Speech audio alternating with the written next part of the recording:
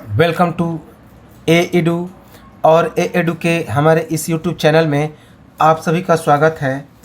तो हम लोग भारतीय राष्ट्रीय जो आंदोलन था, सुधारवादी आंदोलन, इसके बारे में पढ़ रहे थे और भी जितने सारे छोटे छोटे विद्रोह हुए थे उसके बारे में पढ़ रहे थे।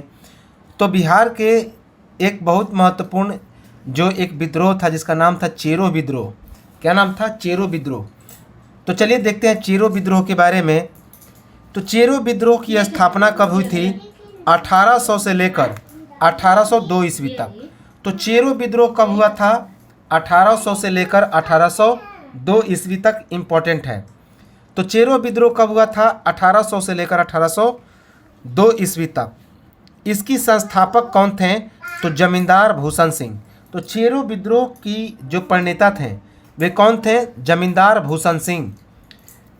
किस स्थान पर यह चेरो विद्रोह हुआ था? तो झारखंड के पलामू जिला में। झारखंड के पलामू जिला में यह चेरो विद्रोह हुआ था।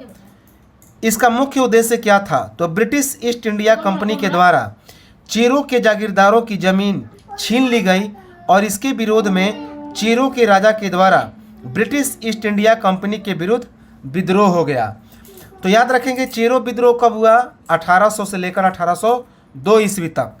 और इसके प्रणेता कौन थे? तो जमींदार भूषण सिंह। कहाँ पे यह विद्रोह हुआ? तो झारखंड के पलामू जिला में। उस समय जो झारखंड था वह बिहार में ही था। तो पूछा जाता है बिहार के एग्जाम में कि चेरो विद्रोह कब हुआ, कहाँ पे? तो झारखंड के पलामू जिला इसका मुख्य केंद्र था। ब्रिटिश ईस्ट इंडिया कंपनी के द्वारा जो चेरो जनजाति थी तो इनके जागीरदारों की ज़मीन छीन ली गई और इसके विरोध में चेरो के राजा ने ब्रिटिश ईस्ट इंडिया कंपनी के विरुद्ध विद्रोह किया। अगला है फकीर विद्रोह। अगला कौन सा है? तो फकीर विद्रोह, जो कि बंगाल के क्षेत्र का एक बहुत ही महत्वपूर्ण विद्रोह था, फकीर विद्रोह। इसकी स्थापना कब हुई? तो 1776 से 1807 ईस्वी। तो यह जो फकीर विद्रोह हुआ वह 1776 ईस्वी से 1807 ईस्वी तक हुआ। इसके संस्थापक कौन थे? तो फकीर नेता मजनूम शाह, चिराग अली शाह, भवानी पाठक और देवी चौधरी। तो याद रखेंगे फकीर विद्रोह का नेतृत्व कौन किया था? तो फकीर नेता मजनूम शाह, चिराग अली शाह, भवानी पाठक और देवी चौधरानी। किस स्थान पर यह विद्रोह हुआ था? तो पश्चिम बंगाल में। तो याद रखेंगे कि यह जो फकीर विद्रोह था वह कहाँ पे हुआ? तो पश्चिम बंगाल में। इम्पॉर्टेंट है। इसका मुख्य उद्देश्य क्या था? तो इस फकीर विद्रोह का मुख्य उद्देश्य था, फकीर बंगाल के घुमंतु धार्मिक मुसलमान थे जिन्होंने अंग्रेजों के द्वारा उपेक्षा के विरुद्ध डकैतियां डाली तथा इसमें फकीर नेता मजनूम शाह की मृत्यु के बाद उनके पुत्र चिराग अली शाह ने राजपूत पठान, भूतपूर्व सैनिकों भवानी पाठक तथा देवी चौधरानी के साथ मिलकर विद्रोह का नेतृत्व किया। याद रखेंगे, बहुत ही इम्पोर्टेंट है। तो फकीर कौन थे? तो बंगाल के एक धार्मिक घुमंतु मुसलमान थे और इन्होंने अंग्रेजों के द्वारा इनकी उपेक्षा की गई, जिसके कारण इन्होंने अंग्रेजों के विरुद्ध डकैतियां डाली, जिसमें प्रमुख नेता थे मजनूम शाह और उनकी मृत्यु के बाद उनका पुत्र चिराग अली शाह। तो चिराग अली शाह ने राजपूत पठान और भूतपूर्व सैनिकों भवानी पाठक और देवी चौधरानी के साथ मिलकर इस विद्रोह का नेतृत्व किया। तो यह तो था फकीर विद्रोह और चेरो विद्रोह। इसके बाद हम लोग एक देखते हैं बहुत इम्पोर्टेंट, जिसका नाम है बायकोम विद्रोह और गुरुवायचुर विद्रोह। याद रखेंगे। तो सबसे पहले हम लोग देखते हैं इस बायकोम विद्रोह के बारे में, इम्पोर्टेंट है। तो बायकोम विद्रोह की बात की जाए तो यह जो बायकोम विद्रोह था 1924 ईस्वी में हुआ। तो इम्पोर्टेंट है कि बायकोम विद्रोह कब घटित हुआ? तो 1924 ईस्वी में। केरल के मंदिर में प्रवेश को लेकर सवर्ण और निम्न वर्ग के बीच चलाया गया यह एक आंदोलन था, जिसमें सवर्णों के द्वारा एझवा तथा पुलैया जाति के निम्न वर्ग के लोगों के मंदिर में प्रवेश को लेकर काफ़ी विरोध किया गया। तो केरल के मंदिर में प्रवेश को लेकर सवर्ण और निम्न वर्ग के बीच चलाया गया यह एक आंदोलन था, जिसमें सवर्णों के द्वारा एझवा और पुलैया जाति के निम्न वर्ग लोगों के मंदिर में प्रवेश को लेकर विरोध किया गया। याद रखेंगे, जो एझवा थे और पुलैया थे ये निम्न जाति के वर्ग के लोग थे और इन्हें क्या किया गया, तो जो मंदिर था इन मंदिरों में प्रवेश कर इनको रोक लगा दिया गया। किसके द्वारा, तो सवर्णों के द्वारा। केरल के मंदिर में 19वीं सदी के अंत तक केरल में नारायण गुरु, एन कुमारन, टीके माधवन जैसे बुद्धिजीवी लोगों ने छुआछूत के खिलाफ आवाज़ उठाई। तो 19वीं शताब्दी के अंत तक केरल में नारायण गुरु, एन कुमारन, टीके माधवन इन सभी जैसे बुद्धिजीवी लोगों ने छुआछूत के खिलाफ क्या उठाई, तो आवाज़ उठाई। केरल के बायकोम कहाँ पे है, तो त्रावणकोर। त्रावणकोर का एक गांव है बायकोम। तो बायकोम नामक गांव में मंदिर में प्रवेश को लेकर यह सर्वप्रथम आंदोलन हुआ। तो याद रखेंगे कि बायकोम कहाँ पे है, तो केरल के त्रावणकोर में है। तो इसमें मंदिर में प्रवेश को लेकर निम्न जाति के द्वारा उच्च जाति के विरुद्ध यह एक किया गया विद्रोह था, आंदोलन था। श्री नारायण धर्म परिपालन योगक्षेम संगठन ने श्री नारायण गुरु के नेतृत्व में मंदिर प्रवेश का समर्थन किया। तो याद रखेंगे इसमें किसने महत्वपूर्ण भूमिका अदा की, तो नारायण गुरु, एन कुमारन, टीके माधवन। तो श्री नारायण धर्म परिपालन योगक्षेम संगठन ने श्री नारायण गुरु के नेतृत्व में मंदिर में प्रवेश का क्या किया, तो समर्थन किया। इंपॉर्टेंट है। बायकोम सत्याग्रह में केपी केशव मेनन ने 30 मार्च 1924 ईस्वी को मदुरई से तथा ईवी रामास्वामी नायकर ने पेरियार में क्या किया, तो हिस्सा लिया। तो इम्पॉर्टेंट है कि यह आंदोलन कब हुआ था, तो 30 मार्च 1924 ईस्वी को। तो बायकोम सत्याग्रह में केपी केशव मेनन ने 30 मार्च 1924 ईस्वी को मदुरई से, जबकि ईवी रामास्वामी नायकर ने पेरियार से हिस्सा लिया। यह पेरियार कहाँ पे है, तो केरल में। और इसी पेरियार में मुल्ला पेरियार नामक एक बहुत महत्वपूर्ण बांध है। किस नदी पर, तो पेरियार नदी पर।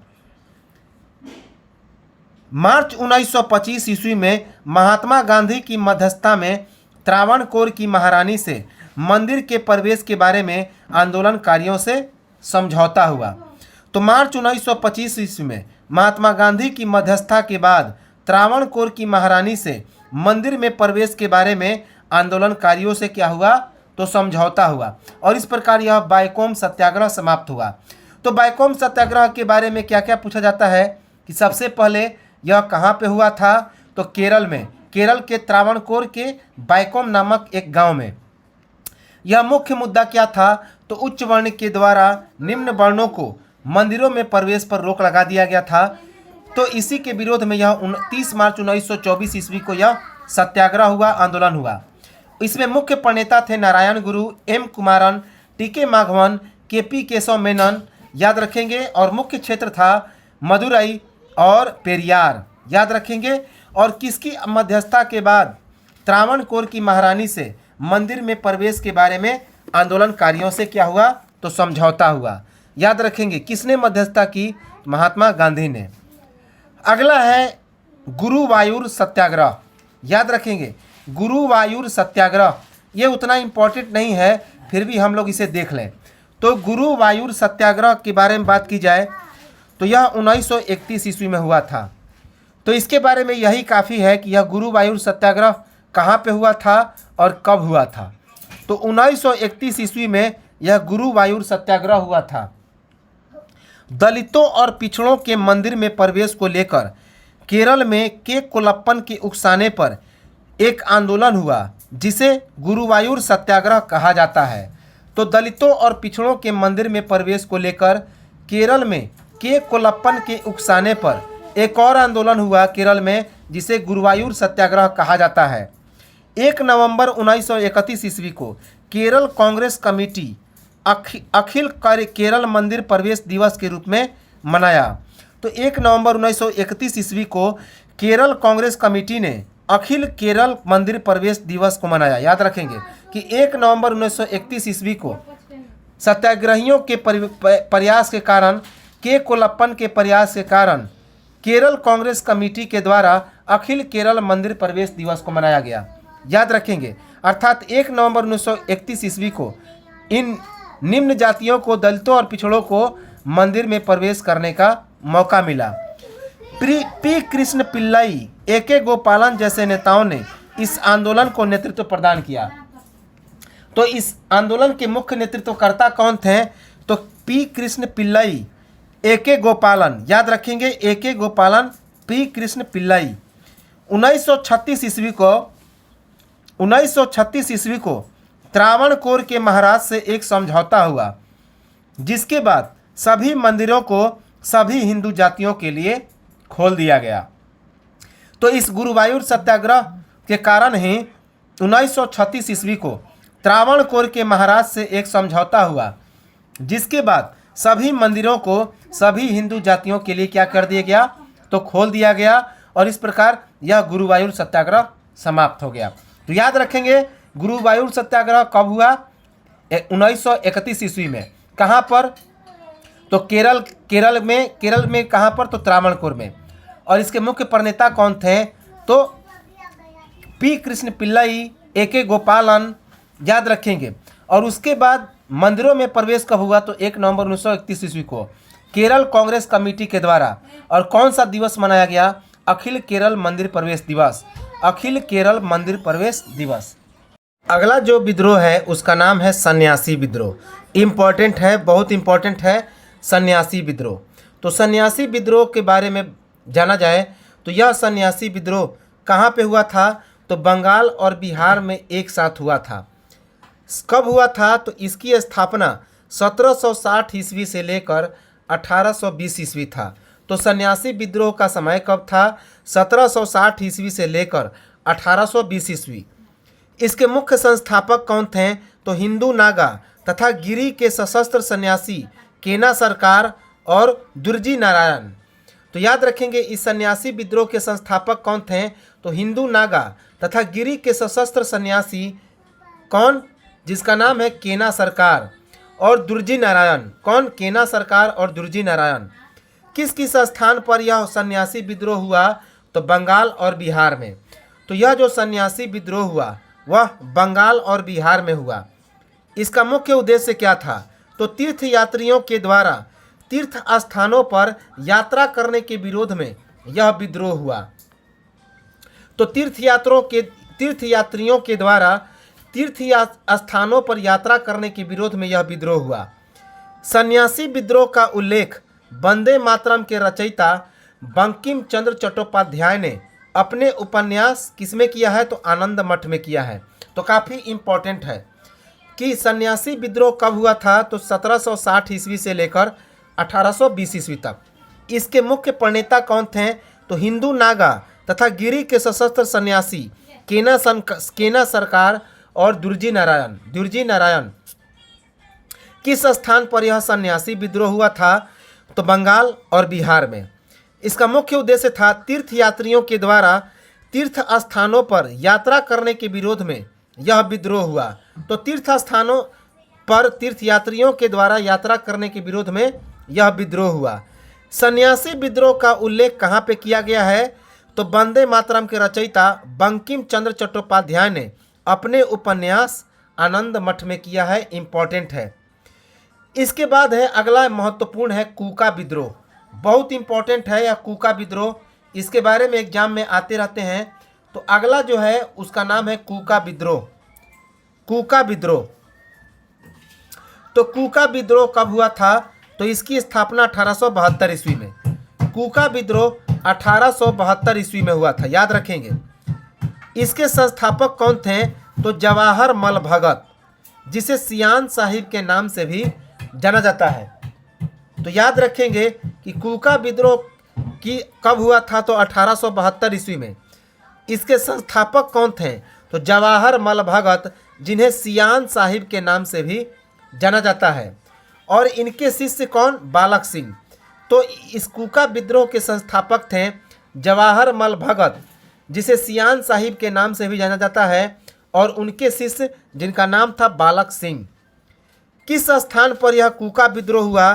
तो पश्चिमी पंजाब के हाजरो नामक स्थान पर। तो यह कूका विद्रोह पश्चिमी पंजाब के हाजरो नामक स्थान पर हुआ। याद रखेंगे, इसका मुख्य उद्देश्य क्या था? तो सिख धर्म में प्रचलित बुराइयों एवं अंधविश्वासों को दूर करना। सिख धर्म में प्रचलित बुराइयों एवं अंधविश्वासों को दूर करना इसका मुख्य उद्देश्य था। जातीय भेदभाव को दूर करना, अंतर जातीय विवाह को प्रोत्साहन करना, पर्दा प्रथा की समाप्ति करना और साथ ही साथ यह एक धर्म सुधार आंदोलन था। तो याद रखेंगे, तो कूका विद्रोह एक धर्म सुधार आंदोलन था जिसका मुख्य उद्देश्य था सिख धर्म में प्रचलित बुराइयों एवं अंधविश्वासों को दूर करना, जातीय भेदभाव को दूर करना, अंतर जातीय विवाह का प्रोत्साहन करना, पर्दा प्रथा की समाप्ति करना। याद रखेंगे, और यह किस प्रकार का आंदोलन था? तो एक धर्म सुधार आंदोलन था। तो कूका विद्रोह के बारे में सबसे पहले इसकी स्थापना कब हुई? तो इसकी शुरुआत 1872 ईस्वी में। इसके मुख्य प्रणेता कौन थे? तो जवाहर मल भगत, जिसे सियान साहिब के नाम से जाना जाता है, और इनके शिष्य जिनका नाम है बालक सिंह। उसकी यह किस स्थान पर हुआ? तो पश्चिमी पंजाब के हाजरो नामक स्थान पर। इसका मुख्य उद्देश्य था सिख धर्म में प्रचलित बुराइयों एवं अंधविश्वासों को दूर करना, जातीय भेदभाव को दूर करना था और अंतरजातीय विवाह को क्या करना था? प्रोत्साहन करना था, साथ ही साथ पर्दा प्रथा की समाप्ति करना। इस प्रकार यह एक धर्म सुधार आंदोलन था। 1872 ईस्वी में कूका विद्रोह के एक प्रमुख नेता जिनका नाम था राम सिंह, उन्हें रंगून निर्वासित कर दिया गया और 1885 ईस्वी में राम सिंह की वहीं पर मृत्यु हो गई और उसके बाद यह आंदोलन भी समाप्त हो गया। तो 1872 ईस्वी में कूका विद्रोह के एक प्रमुख नेता थे जिनका नाम था राम सिंह। तो इन्हें कहाँ पर निर्वासित कर दिया गया? तो रंगून। पहले बर्मा की राजधानी अर्थात म्यांमार की राजधानी थी रंगून, जहाँ पे काला पानी की सजा मिलती थी। तो इन्हें रंगून निर्वासित कर दिया गया और उसके बाद 1885 ईस्वी में वहीं पर इनकी मृत्यु हो गई और इनकी मृत्यु के बाद ही यह जो आंदोलन था कूका आंदोलन, कूका विद्रोह, यह समाप्त हो गया। इसके बाद अगला है सामंतवादी विद्रोह। अब छोटे छोटे विद्रोह हैं, छोटे छोटे आंदोलन हैं। तो सामंतवादी विद्रोह, याद रखेंगे, सामंतवादी विद्रोह, अगर सामंतवादी विद्रोह की बात की जाए तो यह कब हुआ था? तो 1844 ईस्वी में। तो सामंतवादी विद्रोह कब हुआ था? 1844 ईस्वी में। इसके संस्थापक कौन थे? तो मराठा सरदार फोंड सावंत। तो इसके संस्थापक मराठा सरदार फोंड सावंत थे। किस स्थान पर यह सामंतवादी विद्रोह हुआ? तो गोवा में। तो यह सामंतवादी विद्रोह कहाँ पे हुआ? तो गोवा में। इसका मुख्य उद्देश्य क्या है? तो गोवा के किले पर अंग्रेजों के द्वारा कब्जा किए जाने के बाद यह विद्रोह हुआ था। तो याद रखेंगे, सामंतवादी विद्रोह कब हुआ? 1844 ईस्वी में। किस स्थान पर? तो गोवा में। क्यों हुआ? तो गोवा के किले पर अंग्रेजों ने क्या किया था? तो कब्जा कर लिया था। इसी कारण यह सामंतवादी विद्रोह हुआ। और इसके मुख्य प्रणेता कौन थे? तो इसके मुख्य प्रणेता थे मराठा सरदार फोंड सावंत। कौन थे? मराठा सरदार फोंड सावंत। इसके बाद है पालीगारों का विद्रोह, जिसे पाड्यगारों का विद्रोह भी कहा जाता है। तो पालीगारों का विद्रोह या फिर पाड्यगारों का विद्रोह, इसकी स्थापना कब हुई? 1801 ईस्वी से 1805 ईस्वी तक। तो यह पालीगारों का विद्रोह कब हुआ? 1801 से 1805 ईस्वी तक। इसके मुख्य संस्थापक कौन थे? तो कट्टबोम नायकन। कट्टबोम नायकन, जिसे कोट्टा बामान के नाम से भी जाना जाता है, कोट्टा बामान, ये क्या थे? तो एक पांडेगार थे। पांडेगार थे, एक जनजाति थे पांडेगार। किस स्थान पर यह हुआ था? तो पालीगारों का विद्रोह तमिलनाडु में हुआ। इंपॉर्टेंट है। इसका मुख्य उद्देश्य क्या था? तो दक्षिण भारत का सबसे बड़ा यह विद्रोह था जो ब्रिटिश ईस्ट इंडिया कंपनी के द्वारा मालगुजारी लगाने के विरुद्ध हुआ। तो यह जो पांडेगारों का विद्रोह था, इसकी स्थापना 1801 ईस्वी से लेकर 1805 ईस्वी तक हुई। अर्थात यह जो पांडेगारों का विद्रोह था 1801 से 1805 ईस्वी तक हुआ। इसके मुख्य संस्थापक कौन थे? तो कट्टबोम नायकम, जिसे काट्टा बामान के नाम से भी जाना जाता है। ये क्या थे? तो ये एक पांडेगार थे। किस स्थान पर? तो तमिलनाडु में। दक्षिण भारत का यह सबसे बड़ा विद्रोह था जो ब्रिटिश ईस्ट इंडिया कंपनी के द्वारा मालगुजारी लगाने के विरुद्ध हुआ था। ब्रिटिश ईस्ट इंडिया कंपनी ने इन क्षेत्रों में मालगुजारी लगा दिया था काफ़ी ज़्यादा, तो इसी कारण यह विद्रोह हुआ था। अगला है वेलोर का विद्रोह। अगला कौन है? तो वेलोर का विद्रोह है। वेलोर का विद्रोह कब हुआ था? 1806 ईस्वी में। तो वेलोर का विद्रोह 1806 ईस्वी में हुआ था। इसके मुख्य संस्थापक कौन थे? तो मैसूर के सैनिक। तो मैसूर के सैनिकों के द्वारा यह वेलोर का विद्रोह हुआ था। याद रखेंगे किस स्थान पर? तो तमिलनाडु के वेल्लोर में। तमिलनाडु के वेल्लोर में। इसका मुख्य उद्देश्य क्या था? तो टीपू सुल्तान के वंशजों के द्वारा ब्रिटिश ईस्ट इंडिया कंपनी का वेलोर के दुर्ग पर कब्जा के विरुद्ध यह एक विद्रोह था। याद रखेंगे सिपाहियों ने दुर्ग पर मैसूर राज्य के राज चिन्ह युक्त झंडे को क्या किया? तो फहरा दिया। तो वेलोर का विद्रोह कब हुआ? 1806 ईस्वी में। किसके द्वारा हुआ? तो मैसूर के सैनिकों के द्वारा। किस स्थान पर? तो तमिलनाडु के वेलोर में। तमिलनाडु के वेल्लोर में। इसमें क्या हुआ? तो टीपू सुल्तान के वंशजों ने ब्रिटिश ईस्ट इंडिया कंपनी के वेलोर के दुर्ग पर कब्जा किया और इसके कारण यह क्या हुआ? तो विद्रोह हुआ। याद रखेंगे। और सिपाहियों ने दुर्ग पर मैसूर राज्य के राज चिन्ह युक्त झंडे को क्या किया? तो फहरा दिया। इम्पोर्टेंट है। इसके बाद है नायक विद्रोह। यह भी काफ़ी इम्पोर्टेंट है। तो नायक विद्रोह, नायक विद्रोह की बात की जाए तो यह कब हुआ था? तो 1806 ईस्वी से लेकर 1816 ईस्वी तक। तो नायक विद्रोह कब हुआ? 1806 ईस्वी से लेकर 1816 ईस्वी तक। इसके मुख्य संस्थापक कौन थे? तो अचल सिंह। अर्थात इसके नेतृत्व किसने किया? तो अचल सिंह ने। किस स्थान पर यह नायक विद्रोह हुआ? तो बंगाल के मेदिनीपुर में। तो यह जो नायक विद्रोह था बंगाल के मेदिनीपुर में हुआ। इसका मुख्य उद्देश्य क्या था? तो रैयतों के द्वारा ब्रिटिश ईस्ट इंडिया कंपनी के विरुद्ध लगान को लेकर यह एक छापा मार युद्ध था। तो याद रखेंगे कि नायक विद्रोह कब हुआ? 1806 से 1816 ईस्वी के बीच। इसके मुख्य संस्थापक कौन थे? तो अचल सिंह। इसके मुख्य नेता थे अचल सिंह। किस स्थान पर यह विद्रोह हुआ? तो बंगाल के मेदिनीपुर में। याद रखेंगे बंगाल के मेदिनीपुर में। इसका मुख्य उद्देश्य क्या था? तो यह जो नायक विद्रोह हुआ था क्यों हुआ था? तो रैयतों के द्वारा, रैयतों का मतलब होता है किसान, तो रैयतों के द्वारा यह विद्रोह हुआ था ब्रिटिश ईस्ट इंडिया कंपनी के विरुद्ध। लगान को लेकर एक छापामार युद्ध था।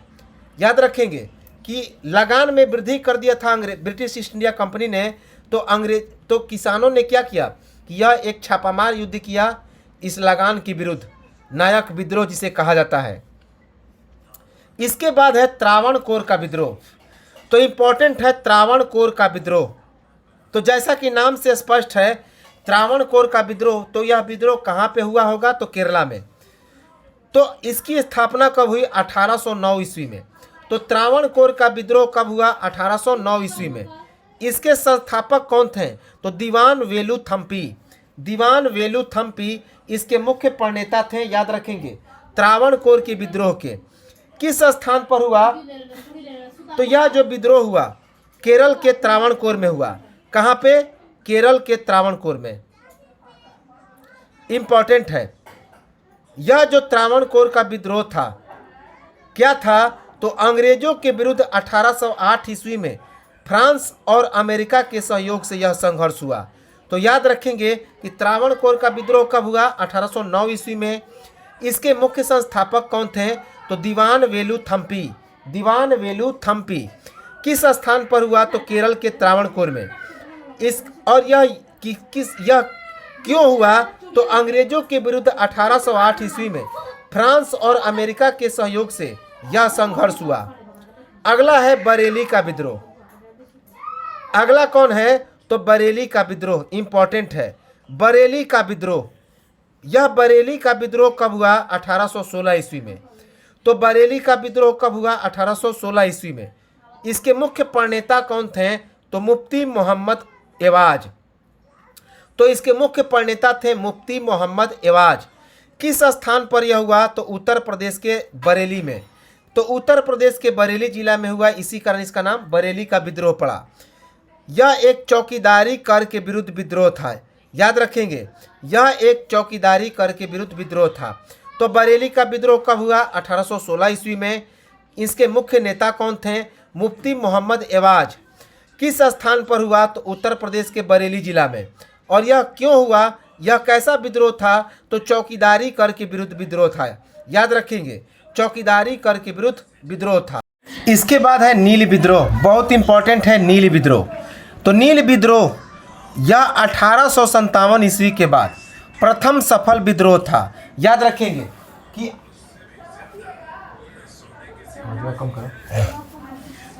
तो नील विद्रोह 1857 ईस्वी के बाद प्रथम सफल विद्रोह था, याद रखेंगे। पूछा जाता है कि 1857 ईस्वी के बाद पहला सफल विद्रोह कौन था? तो उसका नाम है नील विद्रोह। इस नील विद्रोह की शुरुआत कब हुई? 1859 ईस्वी से लेकर 1860 ईस्वी तक। तो नील विद्रोह कब से कब तक चला? 1859 ईस्वी से लेकर 1860 ईस्वी तक। इसके मुख्य संस्थापक कौन थे, अर्थात इस नील विद्रोह के मुख्य प्रणेता कौन थे? तो दिगंबर बिश्वास एवं उनके पुत्र विष्णु विश्वास। तो दिगंबर विश्वास एवं उनके पुत्र विष्णु विश्वास इस नील विद्रोह के क्या थे? तो प्रणेता थे, नेता थे। किस स्थान पर यह नील विद्रोह हुआ? तो बंगाल के नदिया जिले के गोविंदपुर नामक गांव में। तो बंगाल के नदिया जिले के गोविंदपुर नामक गांव में यह नील विद्रोह हुआ। इसका कारण क्या था? तो गोविंदपुर के किसान चावल उगाना चाहते थे, पर अंग्रेजों के द्वारा जबरदस्ती नील उगवाया जाता था। नील की खेती कराई जाती थी, याद रखेंगे। कहाँ पे? तो नदिया जिले के गोविंदपुर गांव में। इसमें मुख्य विशेष चीज क्या था कि हरिश्चंद्र दूरवर्ती ने अपने समाचार पत्र हिंदू पैट्रियाट में नील आंदोलन पर महत्वपूर्ण लेख लिखे तथा दीनबंधु मित्र ने इस आंदोलन का उल्लेख अपनी पुस्तक नील दर्पण में किया है। तो बहुत इंपॉर्टेंट है कि नील दर्पण नामक पुस्तक किसने लिखा? तो दीनबंधु मित्र ने, याद रखेंगे। इसका परिणाम क्या हुआ? तो 1860 ईस्वी में एक नील आयोग का गठन किया गया। तो 1860 ईस्वी में एक नील आयोग का गठन किया गया, जिसमें यह उल्लेख था कि रैयतों को नील की खेती के लिए बाध्य नहीं किया जाएगा, रैयत अर्थात किसान। साथ ही यह सुनिश्चित किया जाएगा कि सभी प्रकार के विवादों का निपटारा कानूनी तरीके से किया जाएगा। और इसमें समर्थन किसने किया? तो ईसाई मिशनरियों ने। तो नील विद्रोह के बारे में हम लोग देखें कि यह नील विद्रोह, इसे 1857 ईस्वी के स्वतंत्रता संग्राम के बाद प्रथम सफल विद्रोह कहा जाता है, इम्पॉर्टेंट है। यह कब से कब तक हुआ? तो 1859 से 1860 ईस्वी तक। इसके मुख्य प्रणेता कौन थे? तो मुख्य प्रणेता थे दिगंबर विश्वास एवं उनके पुत्र विष्णु विश्वास। किस स्थान पर यह हुआ था नील विद्रोह? तो बंगाल के नदिया जिले का एक गांव है गोविंदपुर। तो इसी गोविंदपुर गांव में यह नील विद्रोह हुआ था। इसका कारण क्या था कि गोविंदपुर के किसान चावल उगाना चाहते थे, लेकिन अंग्रेज उसी खेत पर जबरदस्ती क्या उगवाते थे? तो नील उगवाते थे, याद रखेंगे, जिससे भूमि बंजर हो जाती थी। जिससे भूमि क्या हो जाती थी? तो बंजर हो जाती थी। और इसमें हरिश्चंद्र दूरवर्ती ने अपने समाचार पत्र हिंदू पैट्रियाट में नील आंदोलन पर महत्वपूर्ण लेख लिखा, याद रखेंगे। तो हरिश्चंद्र दूरवर्ती ने एक समाचार पत्र लिखा था हिंदू पैट्रियाट, तो इसमें नील आंदोलन पर महत्वपूर्ण लेख लिखा। साथ ही साथ दीनबंधु मित्र ने इस विद्रोह का उल्लेख अपनी पुस्तक नील दर्पण में किया है। तो याद रखेंगे कि नील दर्पण नामक पुस्तक का रचना किसने किया? तो दीनबंधु मित्र ने। और इसमें नील विद्रोह के बारे में काफ़ी चर्चा है। इसका परिणाम क्या निकला? तो 1860 ईस्वी में एक नील आयोग का गठन किया गया, जिसमें क्या उल्लेख किया गया? तो इसमें बताया गया कि रैयतों को नील की खेती के लिए बाध्य नहीं किया जा सकता है, अर्थात जो किसान हैं उसमें ज़बरदस्ती नील की खेती नहीं कराई जा सकती। साथ ही यह भी सुनिश्चित किया गया कि सभी प्रकार के विवादों का निपटारा किस तरीके से किया जाएगा? तो कानूनी तरीके से। और इस विद्रोह का समर्थन किसने किया? तो ईसाई मिशनरियों ने। याद रखेंगे, ईसाई मिशनरियों ने।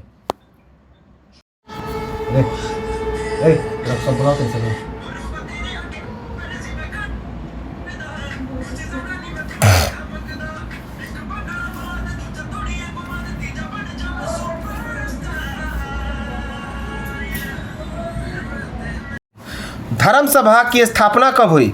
1829 ईस्वी में। इसके संस्थापक कौन थे? तो राधाकांत देव। किस स्थान पर हुआ? तो कोलकाता में। और इसका मुख्य उद्देश्य क्या था? तो ब्रह्म समाज एवं सती प्रथा अधिनियम का विरोध करना और रूढ़िवादी हिंदू धर्म का समर्थन करना। तो धर्म सभा की बात की जाए तो इसकी स्थापना कब हुई? 1829 ईस्वी में। किसने इसकी शुरुआत की? तो इसकी स्थापना राधाकांत देव ने किया। कहाँ पे? तो कोलकाता में। और इसका मुख्य उद्देश्य था ब्रह्म समाज एवं सती प्रथा अधिनियम का विरोध करना और रूढ़िवादी हिंदू धर्म का समर्थन करना। इसके बाद अगला है यंग बंगाल आंदोलन। यंग बंगाल आंदोलन कब हुआ? तो 1826 ईस्वी में। तो यंग बंगाल आंदोलन की स्थापना की बात की जाए तो 1826 ईस्वी में। इम्पोर्टेंट है। इसके मुख्य संस्थापक कौन थे? तो हेनरी बिबियन डेरेजियो। तो यंग बंगाल आंदोलन को किसने चलाया? तो हेनरी बिबियन डेरेजियो ने। ये प्रथम राष्ट्रवादी कवि थे। हिंदू कॉलेज में ये एक शिक्षक थे। उग्र विचारों के प्रसारक थे और हेरपे रस, कलकत्ता लिटरेसी, इंडियन गजट, ये सभी समाचार पत्र के क्या थे? तो संपादक थे। तो ये जो हेनरी बिबियन डेरेजियो थे, ये कौन थे? तो यंग बंगाल आंदोलन के संस्थापक थे। यंग बंगाल आंदोलन की शुरुआत किसने की? तो हेनरी बिबियन डेरेजियो ने। और ये इन्हें प्रथम राष्ट्रवादी कवि के नाम से जाना जाता है। ये प्रथम राष्ट्रवादी कवि थे। हिंदू कॉलेज में ये शिक्षक थे। उग्र विचारों के प्रसारक थे और हेरपे रस, कलकत्ता लिटरेसी, इंडियन गजट नामक समाचार पत्र के क्या थे? तो संपादक भी थे।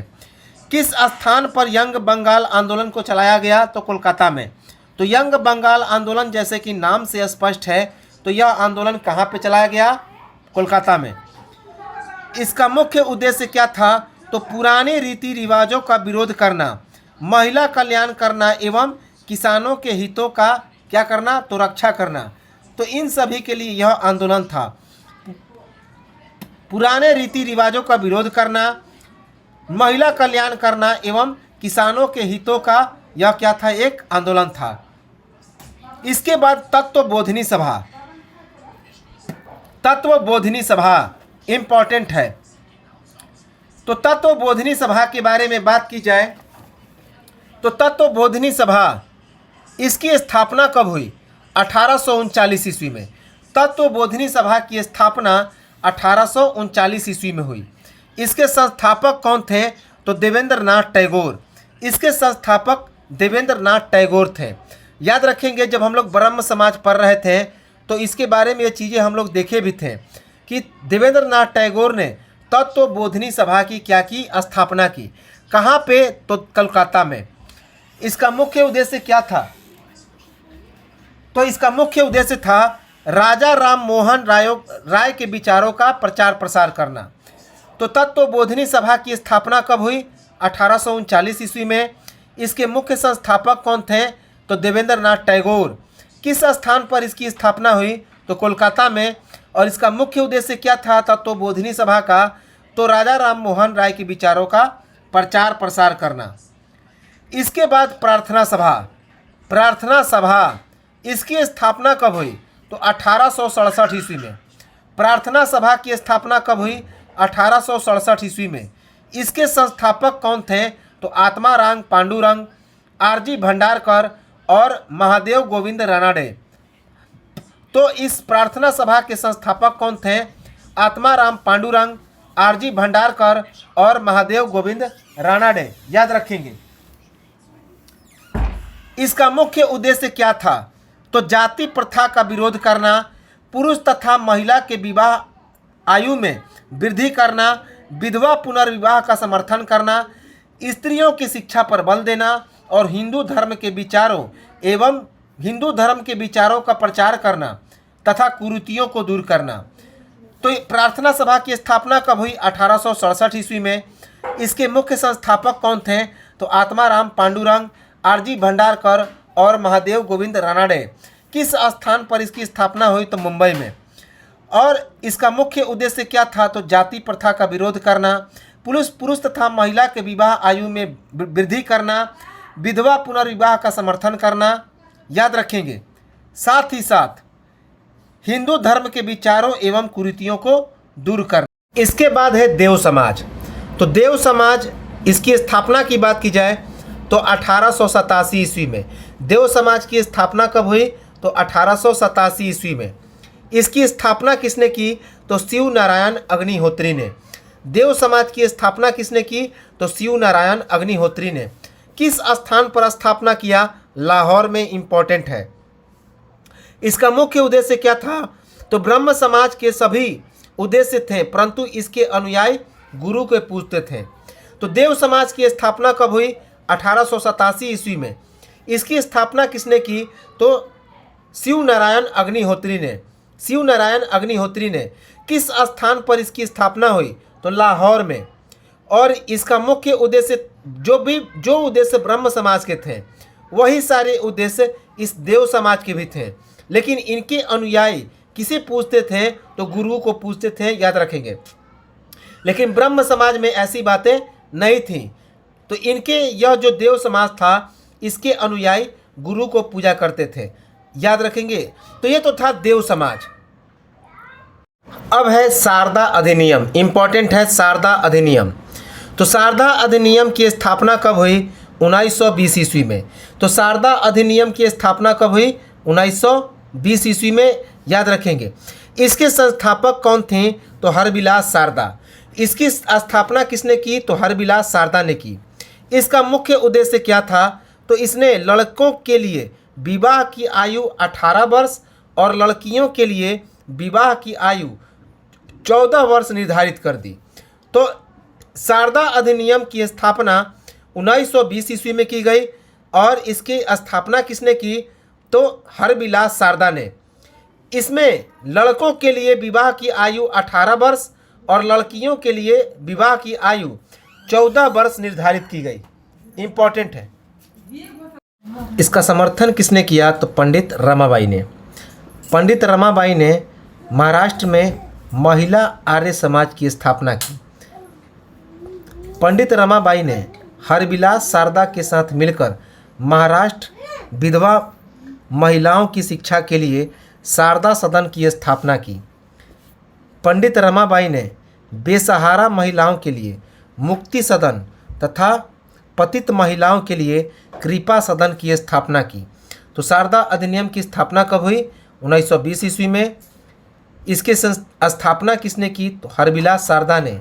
इसका मुख्य उद्देश्य क्या था? तो इसमें लड़कों के लिए विवाह की आयु 18 वर्ष और लड़कियों के लिए 14 वर्ष निर्धारित की गई। इसमें पंडित रमाबाई ने समर्थन किया। तो इस अधिनियम का समर्थन किसने किया? पंडित रमाबाई ने। पंडित रमाबाई ने महाराष्ट्र में महिला आर्य समाज की स्थापना की। याद रखेंगे, महिला आर्य समाज। और महिलाओं की शिक्षा के लिए पंडित रमाबाई ने हरविलास शारदा के साथ मिलकर महाराष्ट्र में विधवा महिलाओं की शिक्षा के लिए शारदा सदन की स्थापना की। इम्पोर्टेंट है। तो शारदा सदन की स्थापना किसने की? तो हरविलास शारदा ने। पंडित रमाबाई ने हरविलास शारदा के साथ मिलकर महाराष्ट्र में विधवा महिलाओं की शिक्षा के लिए शारदा सदन की स्थापना की। पंडित रमाबाई ने बेसहारा महिलाओं के लिए मुक्ति सदन तथा पतित महिलाओं के लिए कृपा सदन की स्थापना की। तो बेसहारा महिलाओं के लिए पंडित रमाबाई ने मुक्ति सदन, जबकि जो पतित महिलाएं थीं उनके लिए कृपा सदन की स्थापना की इस शारदा अधिनियम के अंतर्गत। इसके बाद है परमहंस मंडली। कौन है? परमहंस मंडली। इसकी स्थापना कब हुई? 1849 ईस्वी में। तो परमहंस मंडली की स्थापना 1849 ईस्वी में। इसकी स्थापना किसने की? दादोबा पांडुरंग ने। तो इसकी स्थापना दादोबा पांडुरंग ने की। किस स्थान पर? मुंबई में। इसका मुख्य उद्देश्य था जाति प्रथा का विरोध करना। तो परमहंस मंडली की स्थापना कब हुई? 1849 ईस्वी में। इसकी स्थापना किसने की? दादोबा पांडुरंग ने। किस स्थान पर? मुंबई में। इसका मुख्य उद्देश्य क्या था? तो जाति प्रथा का विरोध करना, जाति प्रथा का विरोध करना। इसके बाद एक महत्वपूर्ण है रामकृष्ण मिशन। रामकृष्ण मिशन, तो रामकृष्ण मिशन की बात की जाए तो इसकी स्थापना कब हुई थी? 1894 ईस्वी में। तो रामकृष्ण मिशन की स्थापना 1896 ईस्वी में हुई थी। 1896 में। इसके मुख्य संस्थापक कौन थे? तो स्वामी विवेकानंद। याद रखेंगे। जिनके बचपन का नाम क्या था? तो नरेंद्र नाथ दत्त। तो इसके मुख्य संस्थापक थे स्वामी विवेकानंद, जिनके बचपन का नाम था नरेंद्र नाथ दत्त। किस स्थान पर इन्होंने रामकृष्ण मिशन की स्थापना की? तो वेलूर और कोलकाता में। कहाँ पे? वेलूर और कोलकाता में। इसका मुख्य उद्देश्य यह क्या था? तो यह एक सामाजिक एवं मानवतावादी कार्य करने पर बल देता था। तो यह सामाजिक एवं मानवतावादी कार्य करने पर बल देता था। तो इसकी स्थापना कब हुई? तो जो सोशल सर्विस लोग थे, समाज सेवा संघ, इसकी स्थापना 1884 ईस्वी में। 1884 ईस्वी में। इसकी स्थापना किसने की? तो जीजी आगरकर और रानाडे चिपलुनकर ने। तो जीजी आगरकर और रानाडे चिपलुनकर ने इस समाज सेवा संघ की स्थापना की। कहाँ पे? तो पूना में। तो समाज सेवा संघ की स्थापना कहाँ पे हुई? तो पूना में। इसका मुख्य उद्देश्य क्या था? तो युवाओं के देश के लिए तैयार करने हेतु शिक्षा का पुनर्गठन करना। तो युवाओं को देश के लिए तैयार करने हेतु शिक्षा का पुनर्गठन करना इसका मुख्य उद्देश्य था। समाज सेवा संघ या सोशल सर्विस लोग। कब हुआ था स्थापना? 1884 ईस्वी में। और इसके मुख्य नेता थे जीजी आगरकर और रानाडे चिपलुनकर। कहाँ पे? तो पूना में। इसके बाद इंडियन नेशनल सोशल कॉन्फ्रेंस, अर्थात भारतीय राष्ट्रीय सामाजिक सम्मेलन। तो इंडियन नेशनल सोशल कॉन्फ्रेंस या भारतीय राष्ट्रीय सामाजिक सम्मेलन, इसकी स्थापना की बात की जाए तो ये 1887 ईस्वी में हुई थी। तो इंडियन नेशनल सोशल कॉन्फ्रेंस की स्थापना कब हुई? 1887 ईस्वी में। इसकी स्थापना किसने की? तो महादेव गोविंद रानाडे ने। इसकी स्थापना महादेव गोविंद रानाडे ने की। याद रखेंगे। किस स्थान पर? तो मुंबई में। किस स्थान पर? तो मुंबई में। इसका मुख्य उद्देश्य क्या था? तो भारतीय समाज की प्रचलित बुराइयों को दूर करना और महिलाओं का कल्याण करना। तो इसका मुख्य उद्देश्य था भारतीय समाज की प्रचलित बुराइयों को दूर करना और महिलाओं का कल्याण करना। इसके बाद सेवा सदन, इम्पॉर्टेंट है सेवा सदन। इसके बारे में एग्जाम में आया भी है कि सेवा सदन की स्थापना कब हुई? 1885 ईस्वी में। तो सेवा सदन की स्थापना 1885 ईस्वी में हुई। याद रखेंगे। इसके संस्थापक कौन थे? तो बहराम जी मालवारी। इसके संस्थापक बहराम जी मालवारी थे। किस स्थान पर इसकी स्थापना हुई? तो मुंबई में। कहाँ पे? तो मुंबई में। इम्पॉर्टेंट है। इसका मुख्य उद्देश्य क्या था? तो महिला कल्याण, बाल विवाह तथा विधवा जीवन का विरोध करना। तो महिला कल्याण, बाल विवाह और विधवा जीवन का विरोध करना इस सेवा सदन का मुख्य उद्देश्य था। याद रखेंगे। इसकी स्थापना कब हुई थी? 1885 ईस्वी में। इसके संस्थापक कौन थे? तो बहराम जी मालवारी। किस स्थान पर? तो मुंबई में। इसके बाद मद्रास हिंदू एसोसिएशन। मद्रास हिंदू एसोसिएशन, तो अगला है मद्रास हिंदू एसोसिएशन। इसकी स्थापना कब हुई? इसकी स्थापना कब हुई? 1892 ईस्वी में। कब हुई? 1892 ईस्वी में। इसकी स्थापना किसने की? वीर सेलिंगम ने। वीर सेलिंगम ने। किस स्थान पर यह मद्रास हिंदू एसोसिएशन का स्थापना हुआ? तो मद्रास में। इसका मुख्य उद्देश्य क्या था? तो विधवाओं की दशा को समाप्त करने के लिए तथा देवदासी प्रथा को रोकने के लिए एक सामाजिक शुद्धि आंदोलन। तो यह जो आंदोलन था मद्रास हिंदू एसोसिएशन, यह विधवाओं की दशा को समाप्त करने के लिए तथा देवदासी प्रथा को रोकने के लिए एक सामाजिक शुद्धि आंदोलन था। याद रखेंगे। तो मद्रास हिंदू एसोसिएशन की स्थापना 1892 ईस्वी में किसने किया? तो वीर सेलिंगम ने। कहाँ पे? मद्रास में। हिंदू विधवाओं की दशा को समाप्त करने के लिए तथा देवदासी प्रथा को रोकने के लिए यह एक सामाजिक शुद्धि आंदोलन था। इसके बाद भारत धर्म मंडल, भारत धर्म महामंडल। तो भारत धर्म महामंडल की स्थापना किसने की? पंडित दीनदयाल शर्मा और पंडित मदन मोहन मालवीय ने। तो भारत धर्म महामंडल की स्थापना पंडित दीनदयाल शर्मा और पंडित मदन मोहन मालवीय ने की। कब हुई स्थापना? 1902 ईस्वी में। तो इस भारत धर्म महामंडल की स्थापना 1902 ईस्वी में हुई। किस स्थान पर? तो वाराणसी में। किस स्थान पर? तो वाराणसी में। इसका मुख्य यह क्या था? तो यह एक सनातनी संस्था था और आर्य समाज की शिक्षाओं का इसने पुरजोर विरोध किया। तो भारत धर्म महामंडल की स्थापना कब हुई? 1902 ईस्वी में। और संस्थापक कौन थे? तो पंडित दीनदयाल शर्मा और पंडित मदन मोहन मालवीय। किस स्थान पर इसकी स्थापना हुई? तो वाराणसी में। यह एक सनातनी संस्था था और आर्य समाज की शिक्षाओं का इसने काफ़ी विरोध किया। इसके बाद अगला है निष्काम कर्म मठ। निष्काम कर्म मठ। अगला जो आंदोलन था उसका नाम था निष्काम कर्म मठ। इसकी स्थापना कब हुई? 1910 ईस्वी में। 1910 ईस्वी में। इसके संस्थापक कौन थे? तो छोड़ो केशव कर्वे। तो इसके संस्थापक थे छोड़ो केशव कर्वे। किस स्थान पर इसकी स्थापना हुई? तो पुणे में। तो यह जो निष्काम कर्म मठ है इसकी स्थापना पुणे में हुई। इसका मुख्य उद्देश्य क्या था? तो 1916 ईस्वी में पुणे में प्रथम महिला महाविद्यालय की स्थापना की तथा समाज सुधार, हिंदू विधवा आश्रय गृह,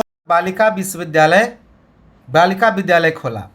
इसके बाद भारतीय स्त्री मंडल। भारतीय स्त्री मंडल इसकी स्थापना कब हुई? 1910 ईस्वी में। भारतीय स्त्री मंडल की स्थापना कब हुई? 1910 ईस्वी में। इसकी स्थापना किसने की? तो सरला बाला देवी चौधरानी ने। इसकी स्थापना सरला बाला देवी चौधरानी ने की। किस स्थान पर इसकी स्थापना हुई? तो कोलकाता में। तो इस भारतीय स्त्री मंडल की स्थापना कहाँ पे हुई? तो कोलकाता में। और इसका मुख्य उद्देश्य क्या था? तो स्त्री शिक्षा एवं स्त्री स्वतंत्रता पर इसने काफ़ी बल दिया। तो स्त्री शिक्षा और स्त्री स्वतंत्रता पर इसने काफ़ी बल दिया। तो ये तो थे कई महत्वपूर्ण आंदोलन और विद्रोह और कई समाज सुधार जो संगठन थी। इसके बाद हम लोग कुछ और देखेंगे जो बचे कुछ आंदोलन हैं और बचे कुछ जो समाज सुधारण जो संगठन हैं और कुछ विद्रोह हैं। और इसके बाद यह जो भारत में समाज सुधार आंदोलन है इसकी पूरी तरह से समाप्ति हो जाएगी। तो चलिए मिलते हैं हम लोग अगले वीडियो में। तब तक नमस्कार, जय हिंद।